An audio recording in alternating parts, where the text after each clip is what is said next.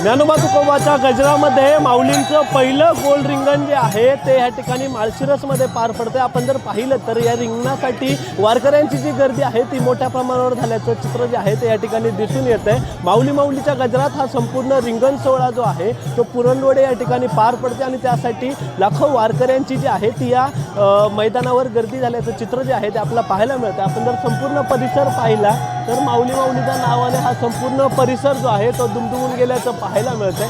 संपूर्ण जिथपर्यंत नजर जाईल तिथपर्यंत आपला वारकरी आणि भाविक जे या सोहळ्याला पाहण्यासाठी याची अनुभवण्यासाठी या ठिकाणी जे आले आहेत त्यांची गर्दी झाल्याचं आपल्याला पाहायला मिळतंय। जितके जे भाविक आहेत ते मैदानात आहेत तिथून अधिकचे भाविक आहेत ते शेजारी पालखी मार्ग आहे त्या पालखी मार्गाच्या फ्लायओव्हरवर उभे आहेत। त्या ठिकाणी ज्या ठिकाणाहून दिसेल त्या ठिकाणाहून या ठिकाणी हे संपूर्ण हा सोहळा पाहण्यासाठी वारकऱ्यांनी गर्दी केल्याचं आपल्याला पाहायला मिळतंय।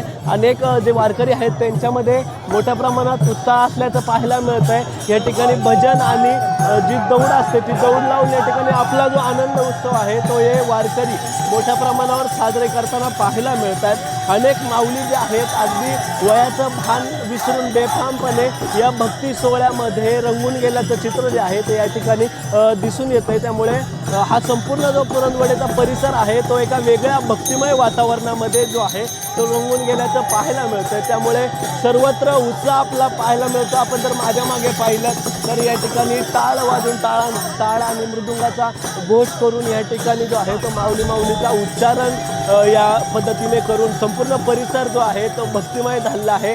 अनेक वारकरी जे आहेत हा सोहळा पाहण्यासाठी या ठिकाणी पुरणवडेमध्ये या ठिकाणी दाखल झालेले आहेत आणि म्हणूनच हा संपूर्ण परिसर भक्तिसागरात दुमदुमून गेल्याचं चित्र या ठिकाणी पाहायला मिळालं आहे। अवघ्या काही वेळात हा संपूर्ण जो सोहळा आहे तो सुरू होणार आहे।